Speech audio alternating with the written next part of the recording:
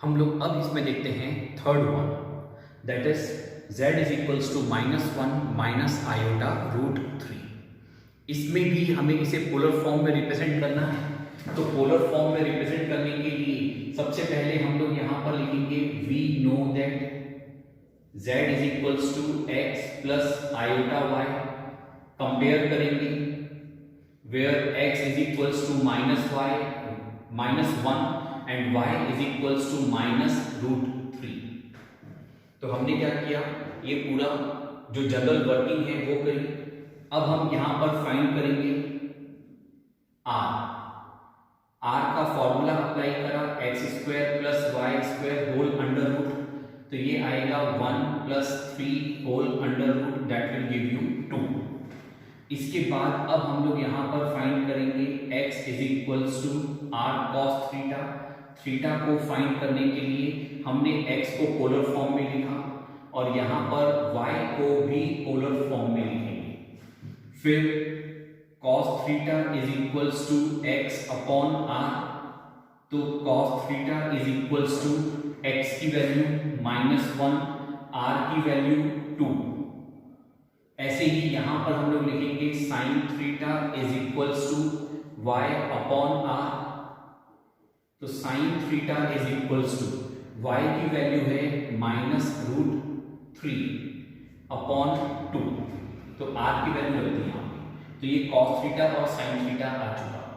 पर अभी हमें यहाँ पर थीटा पता करना है। तो हमने क्या कहा था कि हम लोग यहाँ पर पहले रफ में पता करेंगे tan theta is equals to mod of y upon x। आप देखो y क्या है, -√3 अपॉन में x कितना है, -1, इस पूरे का मॉड। इसको सॉल्व करेंगे, क्या आएगा, √3। तो tan theta is equals to यहां से हमें क्या मिला, tan π/3। तो therefore theta is equals to क्या आया, π/3। ओके, अब हम लोग ये देखेंगे कि ये जो z है हमारा, ये जो z गिवन है, ये कौन से क्वाड्रेंट में आ रहा है। तो यहां पर हम लोग ये पता कर रहे हैं कि ये z कौन से क्वाड्रेंट में आएगा। x भी नेगेटिव है, y भी नेगेटिव है, दोनों नेगेटिव है। तो ये कहां आएगा, z हमारा थर्ड क्वाड्रेंट में। चूंकि z थर्ड क्वाड्रेंट में आएगा तो हम ये एंगल फाइंड करेंगे। और ये एंगल आएगा कैसे, तो पाई माइनस थीटा को माइनस से मल्टीप्लाई कर देंगे, इससे आएगा। या फिर हम इसी की जगह पर क्या लिखेंगे, थीटा माइनस पाई। तो अब मैं यहां पर इसको पुट कर रहा हूं। तो ये आएगा cos theta is equals to cos bracket open theta minus पाई।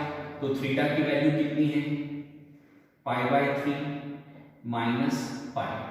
ये ऐसा है।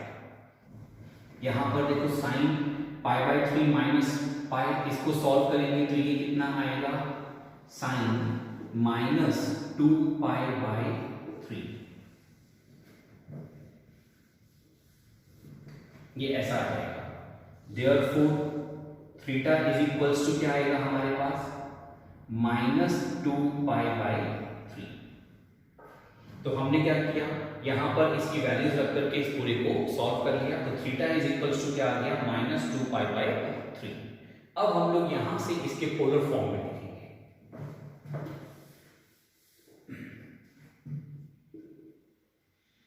तो 10 वर्डिंग पूरी आप लिख लोगे और यहां आ जाएगा z is equals to r कितना है, 2 ब्रैकेट ओपन cos, ये आएगा -2π/3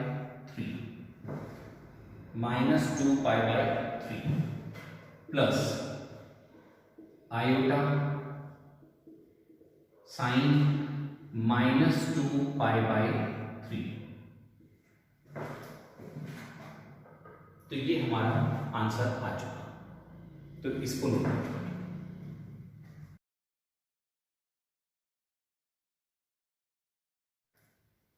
स्टूडेंट्स, अब हम लोग देखते हैं नेक्स्ट क्वेश्चन, फोर्थ वन में हमें अगेन इसे पोलर फॉर्म में कन्वर्ट करना है। तो सबसे पहले यहां पर हम लोग इसकी जो जनरल वर्डिंग है वो लिखेंगे। तो हमने यहाँ पर क्या किया, इसमें जनरल वर्किंग थी वो पहले पूरी कंप्लीट कर ली और आर फाइंड आउट कर चुके। यहाँ तक सब सिंपल है। अब जो फाइंड करना है दैट इज थीटा। तो इसके लिए हम लोग यहाँ पर पहले x को पोलर फॉर्म में लिखेंगे r cos थीटा और y को भी लिखेंगे पोलर फॉर्म में r sin थीटा। तो cos theta is equals to आएगा x अपॉन r। तो cos theta is equals to x की वैल्यू है -√3 अपॉन में r की वैल्यू है 2।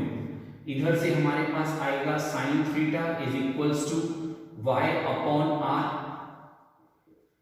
sin theta is equals to y की वैल्यू कितनी है 1 और ये अपॉन में r यानी 2।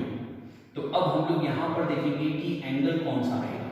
इसके लिए हम लोग यहाँ पर tan थीटा फाइंड करेंगे, वही mod of y upon x।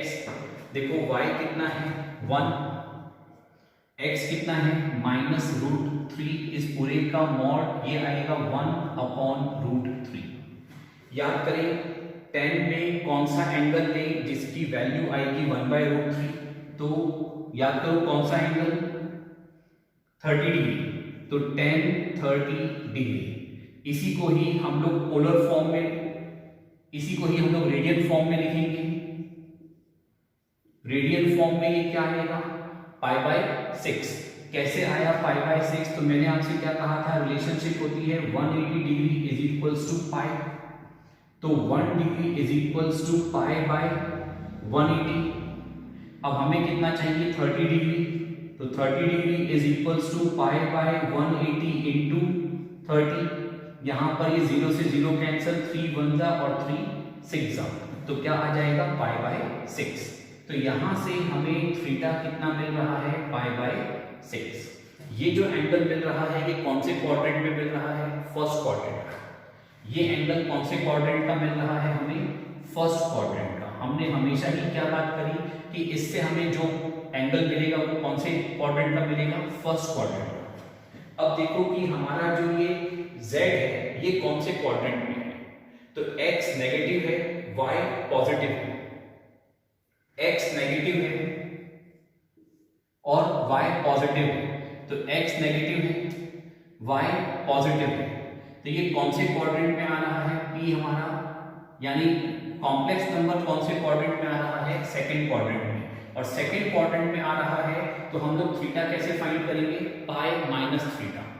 तो क्या लिखेंगे, cos theta is equals to cos π - π/6। यहां पर भी क्या आएगा, sin theta is equals to sin π - π/6। अब हम लोग यहां से इसमें therefore theta is equals to, इसको सॉल्व कर लो, क्या आ जाएगा 5 π/6। तो अब हम लोग इसको कंक्लूड करके आंसर लिखेंगे।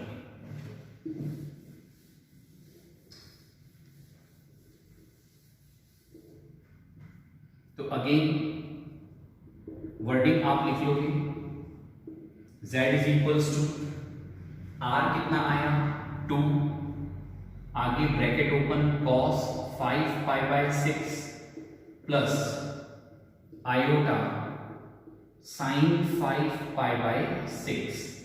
This is the answer. तो ये नोट डाउन करें।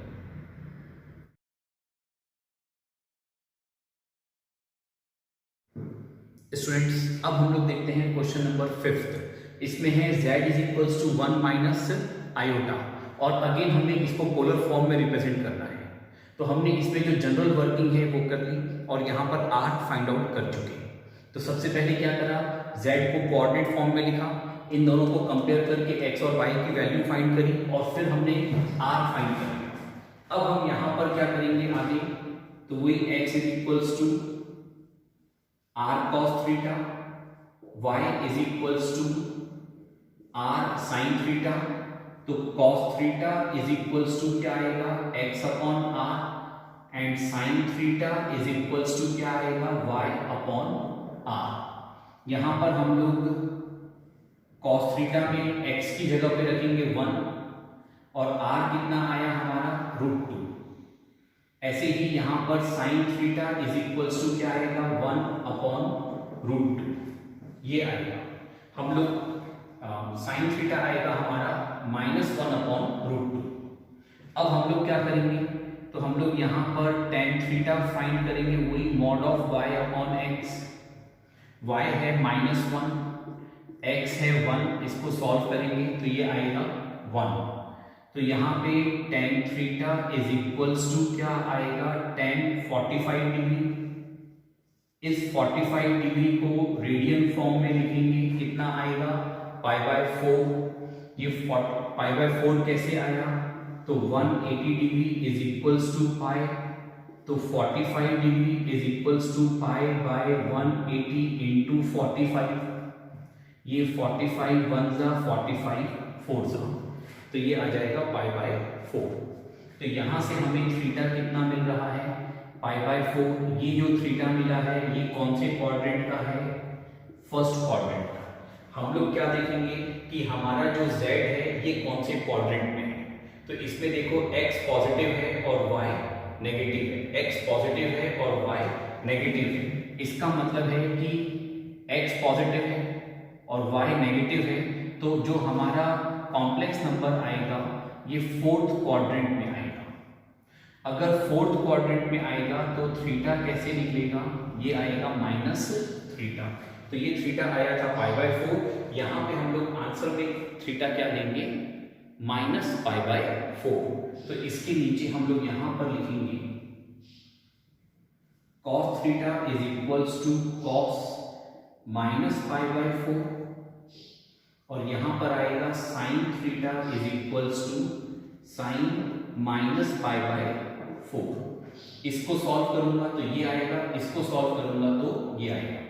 Therefore theta is equals to क्या आएगा -π/4। अब इसके नीचे हम लोग लिखेंगे इसका आंसर, तो वर्डिंग आप लिख लोगे।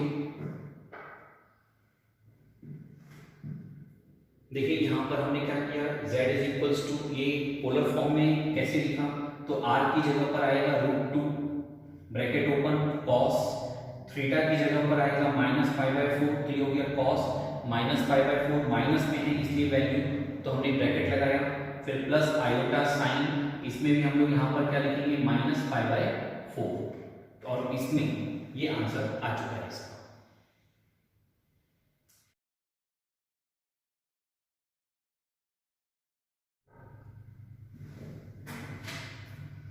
स्टूडेंट्स अब हम लोग यहाँ पर देख रहे हैं क्वेश्चन नंबर 6। इसमें हमको अगेन एक कॉम्प्लेक्स नंबर गिवन है, इसको पोलर फॉर्म में रिप्रेजेंट करना है।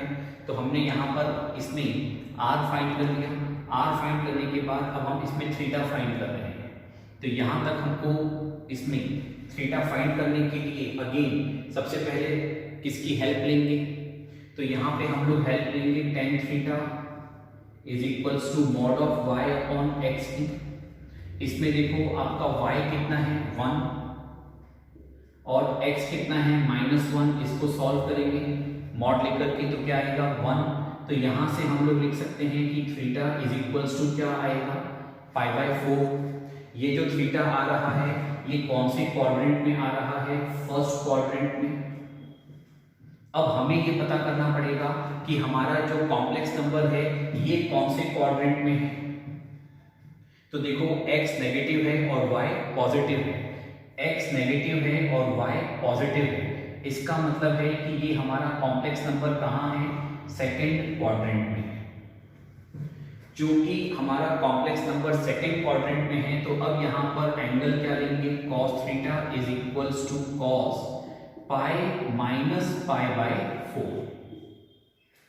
इसी प्रकार से हम लोग यहाँ पर sin थीटा लिखेंगे, sin theta is equals to sin π minus π/4। अब इसको सॉल्व कर लो तो थीटा इज इक्वल्स टू आ जाएगा, पाई माइनस π/4 को सॉल्व करेंगे क्या आएगा 3π/4। तो ये थीटा आ चुका। तो अब हम लोग इसके नीचे आंसर लिखेंगे, 10 वर्डिंग आप लिख सकते हैं। तो z इज इक्वल्स टू √2, यहां पर क्या आएगा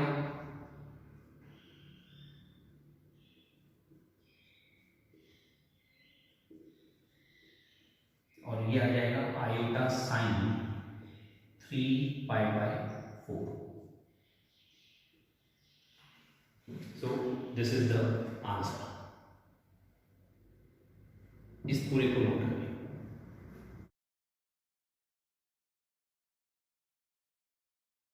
हम लोग अब देखते हैं इसमें 7th क्वेश्चन।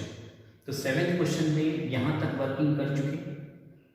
अब यहां पर हमें इसमें एंगल पता करना है, तो क्या लिखेंगे, cos theta is equals to x upon are.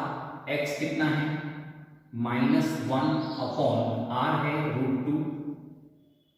ऐसे ही हम लोग यहां पर लिखेंगे sin theta is equals to -1 upon √2, क्योंकि y की वैल्यू भी क्या है, -1। अब हमें ये एंगल पता करना है थीटा, तो इसके लिए हम लोग वही tan थीटा के बेस पे वर्कआउट करेंगे। Mod of y upon x is equals to, इस पूरे का मॉड, इसको सॉल्व करेंगे, कितना आएगा 1। तो इसमें से थीटा इज इक्वल्स टू क्या आ जाएगा हमारे पास, π/4। अब ये जो थीटा आ रहा है ये फर्स्ट क्वाड्रेंट का है। हम लोग पता करेंगे कि हमारा जो कॉम्प्लेक्स नंबर है z, ये कौन से क्वाड्रेंट में है। तो आप देखो x नेगेटिव है, y भी नेगेटिव है, तो x नेगेटिव है, y भी नेगेटिव है, तो इसका मतलब है कि हमारा जो कॉम्प्लेक्स नंबर है ये थर्ड क्वाड्रेंट में है, क्योंकि दोनों नेगेटिव हैं। तो हमें ये एंगल चाहिए। ये एंगल कैसे आएगा, तो हम लोग यहां पर लिखेंगे एंगल कैसे आएगा, थीटा माइनस पाई। कैसे आएगा, थीटा माइनस पाई, या फिर हम क्या करेंगे, पाई माइनस थीटा, इसको सॉल्व करके माइनस से मल्टीप्लाई कर देंगे। तो आप थीटा की वैल्यू यहां रख दो π/4, तो पाई माइनस π/4 को सॉल्व कर लो, 3π/4, 3π/4 को माइनस से मल्टीप्लाई कर दो। तो डायरेक्टली हम लोग यहां पर क्या लिखेंगे, -3π/4। ऐसे ही यहां आ जाएगा sin theta is equals to sin -3π/4। तो therefore theta is equals to कितना आ चुका है, -3π/4। फिर हम लोग यहां पर नीचे वर्डिंग लिखेंगे 10, ये वर्डिंग आप लिखोगे z इज इक्वल्स टू, तो अब हमने क्या करा, यहां पर z is equals to r bracket open cos theta, theta negative था इसलिए ब्रैकेट पे लिखा, प्लस आयोटा sin थीटा। तो ये आंसर आ चुका 7th क्वेश्चन का। स्टूडेंट्स अब हम लोग देखते हैं क्वेश्चन नंबर 8। इसमें आपको z is equals to given है -3। जब -3 गिवन है इसका मतलब है रियल पार्ट तो है पर इसका इमेजिनरी पार्ट नहीं है। तो हम लोग इसको पहले रिफाइन करके ऐसा लिखेंगे, z is equals to -3 plus 0 iota. अब हम लोग इसको अपने स्टैंडर्ड से कंपेयर करेंगे, तो x इज इक्वल्स टू आएगा -3 और y इज इक्वल्स टू आएगा 0। अब यहां पर r फाइंड किया, r फाइंड करने के बाद अब हमें एंगल फाइंड करना है, तो वही कॉन्सेप्ट लगाया, x is equals to r cos theta. हमने अपने x को पोलर फॉर्म में लिखा, y को पोलर फॉर्म में लिखा। cos theta is equals to क्या आएगा, x अपॉन r। x है -3, x है -3 और r है 3। ऐसे ही sin theta is equals to y upon r, y है 0 और r है 3, तो 0 अपॉन 3। इसको सॉल्व करेंगे तो ये आएगा cos theta is equals to -1 और यहाँ पर आएगा sin theta is equals to 0। हम लोग एंगल पता करने के लिए पहले क्या करेंगे, रफ में वर्किंग करेंगे, वही tan theta is equals to mod of y upon x। y कितना है आपका, देखो 0 अपॉन में है -3, इस पूरे का मॉड, इसको सॉल्व करेंगे कितना आएगा 0। अब आप देखो कि tan में हम कौन सा एंगल लें जिसकी वैल्यू 0 आ जाए, तो tan 0 डिग्री क्या होता है, 0। तो यहां पर थीटा इज इक्वल्स टू क्या आ चुका, 0। तो थीटा कितना आ चुका हमारा, 0। अब ये जो आ रहा है ये 0 डिग्री है, यही 0 डिग्री ही 0 रेडियन भी है। क्यों, क्योंकि 180 degree is equals to pi है, तो 0 degree is equals to pi by 180 into 0। तो ये भी सॉल्व होकर के क्या आ जाएगा, 0। तो थीटा हमारा कितना आ चुका, 0। अब हम लोग यहाँ पर ये जानते हैं कि ये एंगल आ रहा है फर्स्ट क्वाड्रेंट का, हमें कौन से क्वाड्रेंट में चाहिए, तो इसके लिए हम लोग देखेंगे कि z हमारा कौन से क्वाड्रेंट में आ रहा है। तो यहाँ से देखें x नेगेटिव है और y पॉजिटिव है, x नेगेटिव है और y पॉजिटिव है, इसका मतलब है ये कहाँ आ रहा है, सेकेंड क्वाड्रेंट में आ रहा है। तो क्या आएगा पाई माइनस थीटा। मैं ये कह सकता हूं कि ये सेकेंड क्वाड्रेंट में नहीं, इस लाइन पर आ रहा है, अपने नेगेटिव साइड पर आ रहा है। तो मैं क्या लिखूंगा पाई माइनस थीटा, तो क्या आ जाएगा पाई माइनस 0 यानी पाई। तो यहां पर आएगा cos theta is equals to cos pi, और इधर आएगा sin theta is equals to sin pi, therefore theta is equals to pi.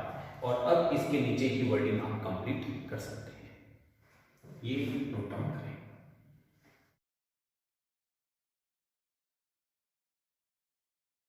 Students, अब यहाँ पर ये क्वेश्चन नंबर 9 इसका सॉल्यूशन है और ये क्वेश्चन नंबर 10 का सॉल्यूशन है।